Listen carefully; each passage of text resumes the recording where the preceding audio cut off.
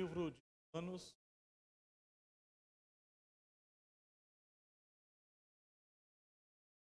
de número 8.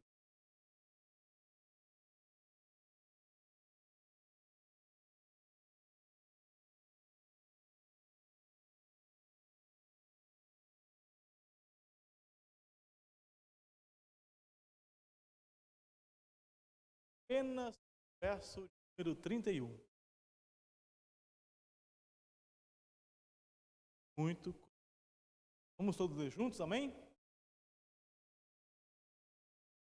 Romanos 8, apenas verso de 31. Vamos todos juntos? 1, 2, 3.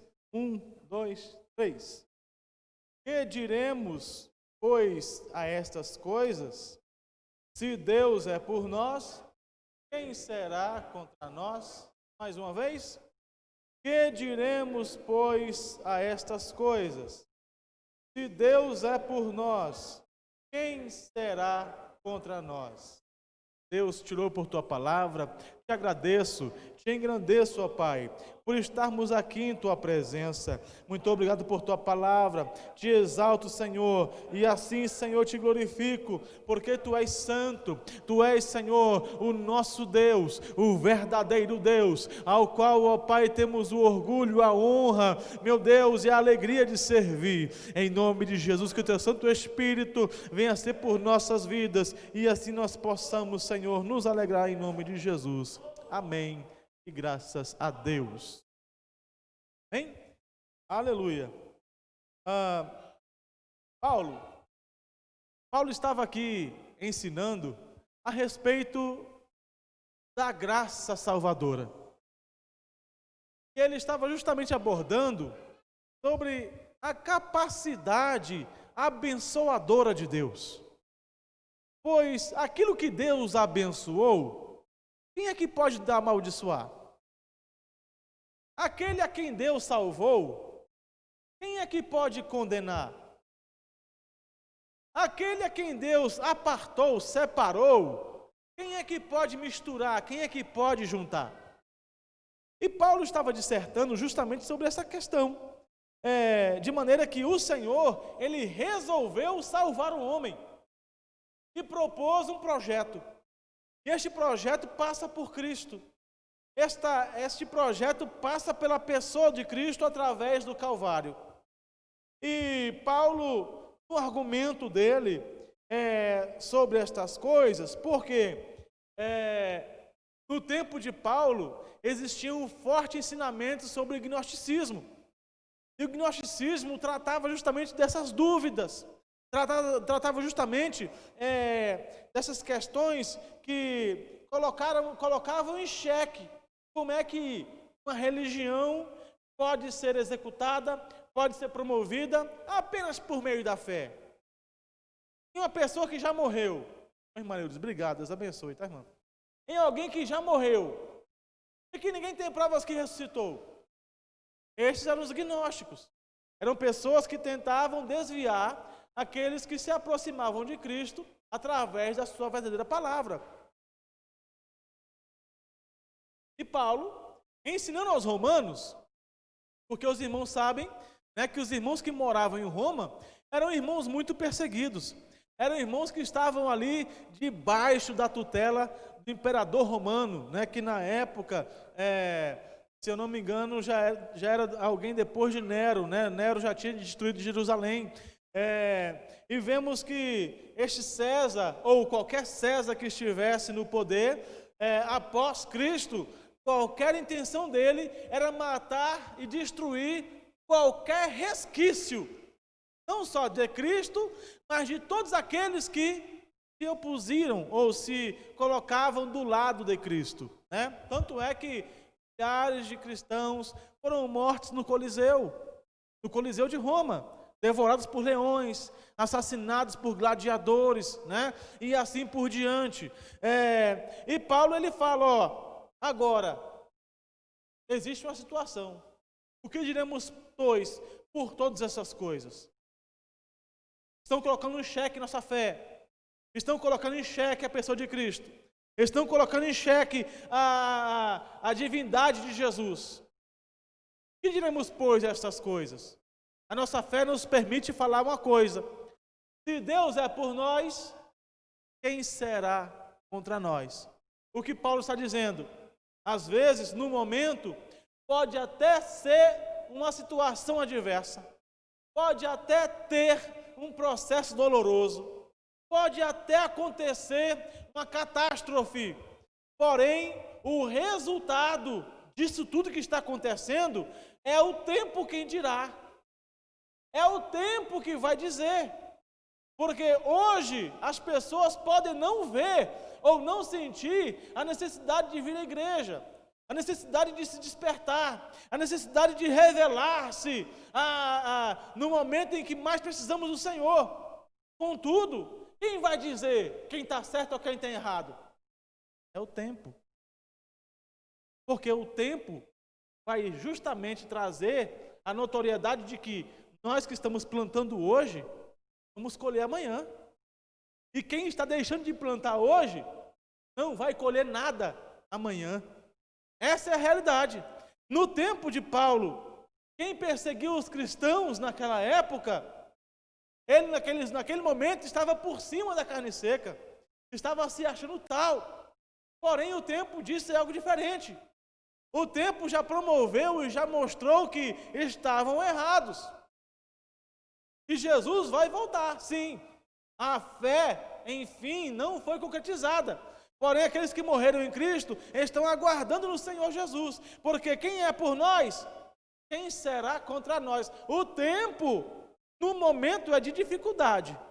Porém, a nossa fé nos permite dizer e viver de que com o Senhor seremos mais do que vencedores. No Senhor, nós iremos prosseguir. No Senhor, nós iremos avançar. E agora, que fé é essa que Paulo se permite ter? E é claro, não somente ter, mas ensinar, mas passar por isso, ou passar para os outros, é justamente a fé em um Deus que tudo pode, em um Deus que é o Todo-Poderoso, em um Deus onipotente. Na quarta-feira passada, nós falamos sobre algumas coisas que é impossível para Deus. Algumas coisas que é impossível Deus realizar. E recapitulando algumas das coisas que nós falamos, é impossível Deus errar. Deus não erra. Todos os seus projetos são perfeitos. É impossível Deus pecar, porque Deus, Ele na sua natureza, Ele é santo. É impossível Deus se arrepender, porque Ele é onisciente. É impossível Deus voltar atrás da sua palavra, né? É impossível o Senhor se esquecer de nós. Aleluia! Glória a Deus. Assim como também é impossível o Senhor não responder à oração do justo. O Senhor responde à oração do justo. Assim como também é impossível Deus não cumprir a sua promessa. É impossível Deus mentir, porque Ele é a própria verdade. Aleluia. E vamos agora dar prosseguimento às algumas coisas impossíveis para Deus, para testar aqueles que têm alguma dúvida, que se Deus é isso tudo mesmo. Né? Como diz um adágio popular, algumas pessoas falam assim de que o diabo não é tão ruim assim, mas Deus também não é tão bom de tudo, né? Ou seja, coloca em xeque a bondade, a glória, a misericórdia e a perfeição de Deus. E para continuarmos aqui, e nós não iremos nos delongarmos, é impossível Deus não amar. A essência de Deus é amor. Tudo que temos aqui, tudo que somos, tudo que nós fazemos, tudo que nós vivemos é por amor de Deus. Se não fosse o amor do Senhor, nós não estaríamos aqui. Se não fosse o amor do Senhor, não seríamos criados. Se não fosse o amor do Senhor, não teria Calvário. Se não fosse o amor do Senhor, não teria cuidado. Se não fosse o amor do Senhor, não teria eternidade, né? João capítulo 3, verso 16 fala assim: porque Deus amou o mundo de tal maneira que deu o seu Filho unigênito, para que todo aquele que nele crê não pereça, mas tenha vida eterna. Aleluia. Versículo 17: porque Deus enviou o seu Filho ao mundo, não para que julgasse o mundo, mas para que o mundo fosse salvo por ele. Aleluia. Glória ao Senhor. Apocalipse capítulo 3, verso 8: conheço as tuas obras, eis que tenho por diante de ti uma porta aberta para que ninguém possa fechar, que tens pouca força, entretanto guardaste a minha palavra e não negaste o meu nome. Eis que farei aos da sinagoga de Satanás, aos que dizem judeus e não são, mas mentem, eis que farei que venham e adorem prostrados a teus pés e saibam que eu te amo, diz o Senhor. Aleluia. Irmãos, Deus nos ama. Aleluia. Ah, pastor, se Deus nos ama, por que tanto desastre? Por que tanta situação adversa? Apenas uma resposta para isso. Quando o pecado entrou no mundo, o pecado alterou todo o projeto de Deus. Não é que mudou, alterou. Porque o projeto do Senhor era que nós, até hoje, estivéssemos aonde? No Éden. Até hoje, estivéssemos no paraíso. Mas quando o homem escolheu o pecado, alterou tudo. Alterou todas as coisas. Todas as propostas de Deus para com o homem. O homem não era para adoecer. O homem não era para chorar. O homem não era para morrer. O homem não era para ter deficiência, o homem não era para passar fome, né? E assim por diante. Mas só que o pecado entrou no mundo e alterou tudo isso. É consequência do pecado. Não é porque Deus é ruim, não. É porque o homem permitiu que o pecado entrasse, né, no mundo. E temos esta situação adversa até a volta do Senhor. Amém? É impossível para Deus ser ausente. Ei, aonde nós estivermos, no ar, na terra, debaixo da terra, na profundeza do mar, aonde estivermos, o Senhor está presente. É uma coisa que Deus não pode controlar, se vamos dizer assim. É a questão dos seus atributos. Deus é onipotente, sim. Deus não pode ter menos poder do que todo o poder. Deus é onisciente, sim. Deus não pode ter menos ciência, menos saber do que todo o saber. Sabe aquela pessoa que não precisa aprender mais nada? E não pode aprender mais nada? É Deus, porque Ele é onisciente. Ah, pastor, é que saiu agora o último da Apple lá, como é que é o iPhone lá, o iPhone 12, né, que vai sair agora. Revolucionário, faz tudo. Deus já sabe de tudo. Deus já conhece tudo. Deus é onisciente. Assim como também o Senhor, Ele é onipresente. Deus não pode deixar de estar presente em todos os lugares, em todas as áreas, em todos os momentos. 24 horas por dia, no caso do nosso cronos, né? Do nosso tempo, né? O Senhor, Ele é presente. Salmo 139, versículo 7. Para onde irei do teu espírito? Ou para onde fugirei da tua presença? Versículo 8. Se eu subir aos céus, tu aí estás.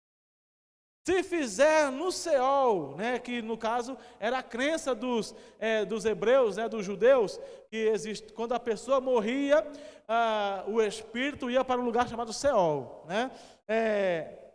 Se fizer no Seol a minha cama, ou o meu leito, eis que tu ali estás também. Versículo 9. Se tomar as asas da alva, se habitar nas extremidades do mar, ainda ali a tua mão me guiará, e a tua destra me sustentará. Se eu disser, ocultem-me as trevas, me esconda, tornem-se em noite a luz que me circunda. Versículo 12, nem ainda as trevas são escuras para ti, mas a noite resplandece como o dia. As trevas e a luz são para ti a mesma coisa. Aleluia! As trevas e a noite, ou o dia, tanto faz para Deus. Os olhos do Senhor, diz a Bíblia, que são como chama de fogo, que consome tudo que está à sua frente, e nada fica desapercebido, nada fica escondido. O Senhor consome e traz patente todo o seu conhecimento. Amém? Oh, aleluia! Glória ao Senhor. E como eu já havia falado, é impossível para Deus ser impotente, ser fraco.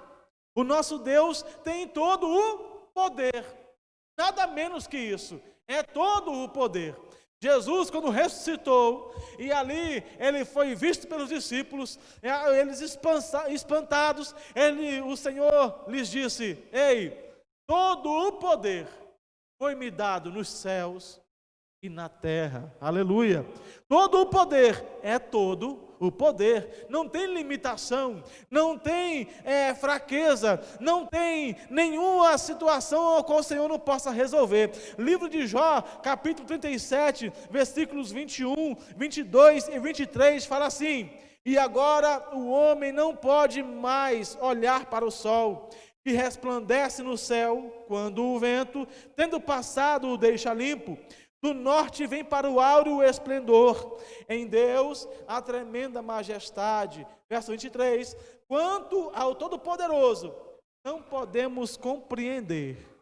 Grande é em poder e justiça, e pleno em retidão. E ninguém, pois, o oprimirá. Aleluia. Ninguém pode oprimir a Deus. Ninguém pode dizer assim que encostou Deus na parede e obrigou ele a fazer alguma coisa. Ninguém pode chegar diante do Senhor e dizer que o Senhor pode fazer isso porque Ele quer. Não. É o Senhor que tem todo o poder. É o Senhor que tem toda a majestade. É o Senhor que tem toda a autoridade. Aleluia. Apocalipse 19:15. Da sua boca saía uma espada afiada para ferir com ela as nações. Ele as regerá, quem? As nações, com vara de ferro. E ele mesmo é o que pisa o lagar do vinho do furor da ira do Deus Todo-Poderoso. Versículo 16. No manto, sobre a sua coxa, tem escrito o nome: Rei dos Reis e Senhor dos Senhores. Aleluia. Ele não é rei, não. Ele é Rei dos Reis. Porque aqui na Inglaterra tem a rainha, né? A rainha Elizabeth. Tem lá o marido dela, eu esqueci o nome do marido dela lá. E não é rei, é príncipe, né? Príncipe de Gales. Mas tem lá o rei lá de...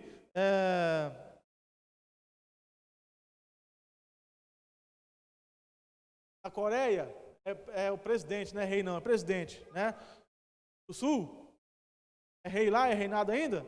Então, se tem um rei na Coreia do Sul, ou em qualquer outro país, em alguns países da África também tem alguns reis, né? O Senhor nosso Deus não pode ser igualado a esses reis. O Senhor é o rei desses reis. Esses reis têm uma patente de majestade, mas a majestade do nosso Deus está acima dessa majestade. Isaías capítulo 40, versículo 28 diz assim: não sabes, não ouve que o eterno Deus, o Senhor, o Criador dos confins da terra, não se cansa nem se fatiga? É inescrutável o seu entendimento, aleluia. Ele dá força ao cansado e aumenta as forças ao que não tem nenhum vigor. Os jovens se cansarão e se fatigarão, e os mancebos cairão, mas os que esperam no Senhor, as suas forças subirão como asas de águia, correrão e não se cansarão, andarão e não se fatigarão. Aleluia! O Senhor, Ele é o Deus Todo-Poderoso, que traz força àqueles que não têm mais nada, que traz ânimo ao desanimado, que traz esperança ao desesperado. Aleluia! É o Deus que nós servimos é o Deus do impossível. Amém? Aleluia! Assim como também é impossível para Deus jurar por alguma coisa mais sagrada do que Ele. Né? Quando alguém pega assim, alguém no pulo, né? É verdade ou não é? Eu juro que é verdade. Jura por quem? Por mais que é sagrado, eu juro pela alma da minha mãe. Não é assim que as pessoas falam? Eu juro pela morte de não sei quem lá. Não é assim? Algo que possa valer aquela verdade. Deus não tem que fazer isso. Porque nada é mais sagrado do que Ele próprio. E a sua própria palavra, Ele mesmo vela para cumprir. Aleluia. Né? Nada é mais sagrado do que Ele. Isaías capítulo 42, versículos 22. Olhai para mim, diz o Senhor, e sereis salvos. Vós, todos os confins da terra, porque eu sou Deus e não há outro. Verso 23, por mim mesmo jurei. Olha só, já saiu da minha boca a palavra de justiça e não tornará atrás. Diante de mim se dobrará todo o joelho e jurará toda a língua. Aleluia, glória ao Senhor. Então nós entendemos e compreendemos pela palavra do Senhor que não há nada mais sagrado, não há nada mais santo do que o próprio Senhor. E Ele mesmo, com a sua palavra, Ele vela para que se cumpra. E se alguém há de jurar alguma coisa, é pelo nome do Senhor, pelo próprio Deus, porque Ele sim é zeloso para cumprir tudo. Amém? Aleluia! E já finalizando, versículo diz, é impossível para Deus deixar de existir. Aleluia. É uma pergunta que não entra na nossa cabeça, porque a nossa mente é limitada. Sobre a questão, quem criou Deus? Aí a resposta é, Deus não foi criado. Deus, Ele sempre existiu. Mas, na nossa mente limitada, nós não compreendemos a palavra sempre existiu. Tem que ter um começo.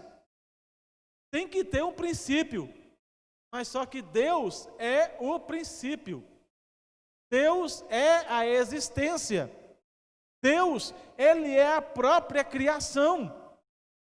Fora dele, não existiria nada do que hoje há. Aí, na nossa imaginação que voa, aí nós podemos imaginar assim, antes de Deus, o que havia? Nada. Por quê? Antes do nada, já havia Deus. Antes de existir nada, Deus já havia. Tá?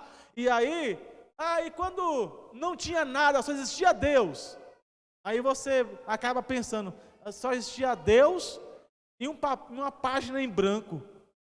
Já que não existia nada, era Deus e uma página em branco com mais nada. Olha só.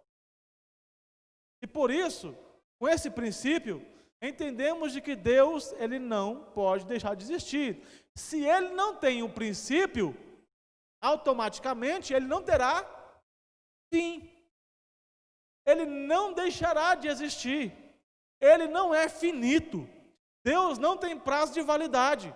O Senhor não pode morrer. Ah, pastor, Jesus morreu. Sim, mas foi por um propósito, né? Um propósito de fé. Mas a pessoa divina não morre. Aleluia. Salmo 90, versículo 1. Senhor, Tu tens sido o nosso refúgio de geração em geração. Aleluia. Se houve um princípio com Deus, haverá um fim com Deus. Mas só que o princípio é Deus. E o fim também é Deus. Aleluia. O fim é a eternidade. E a eternidade é Deus. Aleluia. Versículo 2 do Salmo 90 diz assim: antes que nascessem os montes, ou que tivessem formado a terra e o mundo, sim, de eternidade em eternidade, ou de eternidade a eternidade, Tu és Deus. Aleluia. Deus, no eterno passado, já era Deus. Deus, no eterno futuro, Ele continua sendo Deus. Irmãos, isso aqui é para dar nó na cabeça da gente, mas é por fé que compreendemos o poder infinito de Deus. Aleluia! Ele é poderoso em sua plenitude. Salmo 93, versículo 2: o teu trono está firme desde a antiguidade. Desde a eternidade tu existes, aleluia.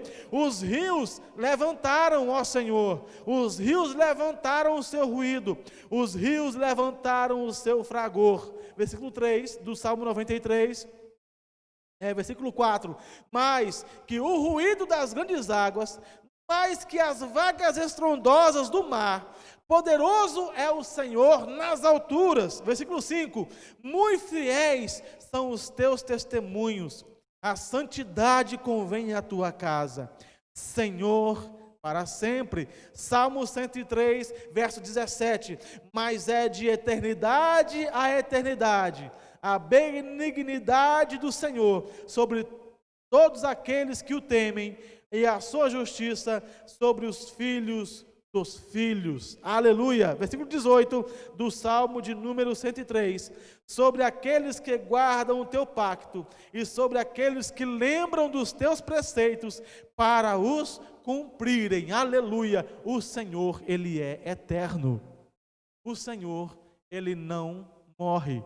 O Senhor não pode ser destruído. O Senhor não pode ter finitude. Ele é infinito. Amém? E finalizando,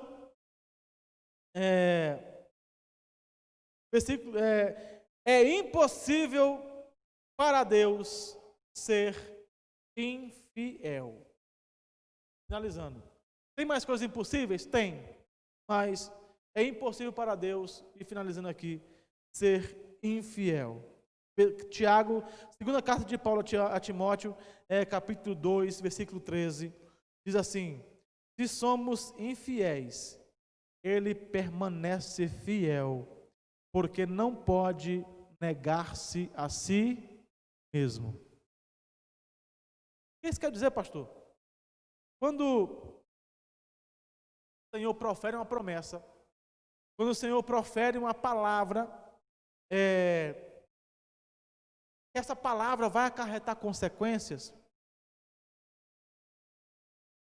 Deus tem por obrigação permanecer fiel com a sua palavra até o último momento de se cumprir a promessa. Nós, contudo, podemos ser infiéis. Podemos ser infiéis. Mas o Senhor não pode se desviar da sua própria palavra. Por quê?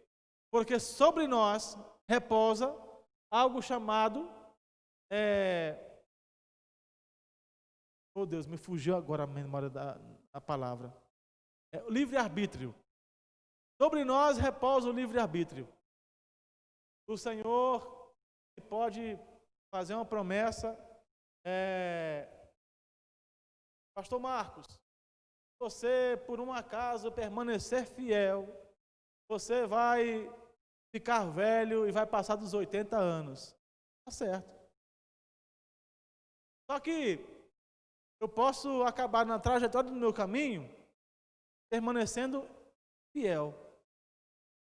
Desviar por um momento. Naquele momento, o Senhor, Ele tem por obrigação compreender aquele meu momento. No futuro, já entender que eu posso voltar ao caminho e aquela promessa que Ele fez para a minha vida se cumprir. Eu chegar lá na frente, naquilo que o Senhor falou. Porém, não é porque eu saí por um momento da sua presença, né? Eu desviei do foco, eu desviei daquele sentido, que o Senhor vai ficar com raiva, vai me amaldiçoar, vai me jogar no inferno e vai jogar a sua promessa de lado. Não, Ele vai fazer de tudo para que a sua promessa se cumpra em nossa vida. E assim é porque Ele não pode negar-se a si mesmo. O Senhor não pode desistir de nós. O Senhor não pode desistir da sua palavra. O Senhor não pode deixar a sua palavra cair por terra. 1 Coríntios capítulo 1, versículo 3. Graça seja convosco e paz da parte de Deus nosso Senhor Jesus Cristo. Versículo 4.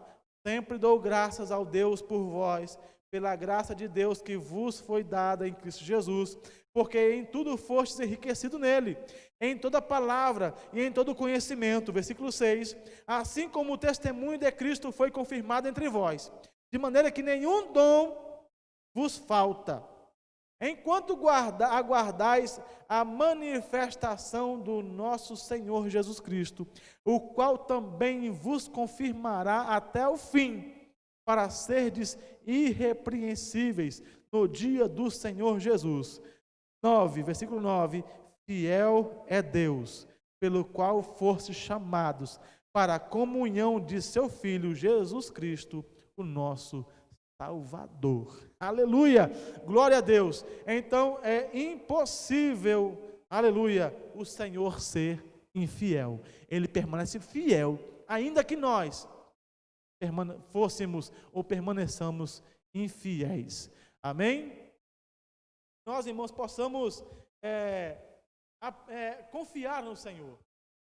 Saber que nosso Deus é um Deus que trata e cuida de nós nos mínimos detalhes, e nisso nos traz a percepção que Ele tem todo o poder para fazer o impossível por nós e para nós, né? Agora, o que é impossível para Deus é não ser santo, é pecar, é mentir, é trazer prejuízo para o povo. O que é impossível para Deus é deixar de ser fiel, é nos deixar para trás, é nos esquecer. O que é impossível para Deus é trazer mazelas para o povo apenas por ciúmes, ou apenas porque não está contente. Não, isso não é feitio de Deus, né? Isso é feitio ao qual o próprio homem se acarreta para si. Mas Deus, Ele, por sua natureza e essência, Ele é amor, Ele é fiel e Ele é justo. Aleluia! E nós como igreja, amparados nesses preceitos, nós não temos o que temer. Nós temos que avançar, nós temos que continuar crendo e temos que estar com a nossa fé em dia, procurando servir ao Senhor da melhor maneira possível, porque o tudo Ele já fez por nós, o máximo Ele já deu por nós, o maior preço Ele já pagou por nós. Agora é nós que temos que fazer a nossa parte e oferecer a nossa vida, que é o que Ele tem mais precioso, e nós também. Amém? Deus abençoe a todos em nome de Jesus, os que vieram, né? E vamos orar para que os irmãos que deixaram de vir, Deus venha tocá-los e abençoá-los e animá-los para estar na sua casa, em o nome de Jesus. Amém? Algum aviso? Não? Vamos colocar de pé em nome de Jesus, amém, irmãos?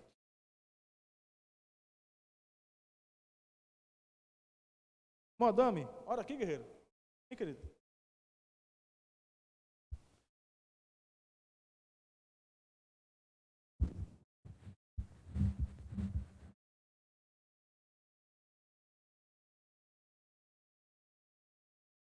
Oremos ao Senhor. Deus bendito, digno de honras e de glórias, agradecemos a Ti, Senhor, por a oportunidade que o Senhor nos concedeu nessa noite de juntos, Papai querido, aprendermos mais da Tua palavra, rendendo graças a Ti, Senhor, por tudo que o Senhor tem feito, pedindo a Ti, Senhor, que continue conosco, derramando da Tua graça, Senhor, e do Teu poder sobre cada um, maravilhoso ser. Continue conosco, Papai querido, assim oramos e pedimos a Ti. Amém. Que a graça do seu Filho Jesus, o amor de Deus nosso Pai, a comunhão e as doces consolações do Espírito Santo, seja com todo o povo de Deus, não só hoje, mas para todos sempre, que todos digam amém. Fiquem em paz em nome de Jesus.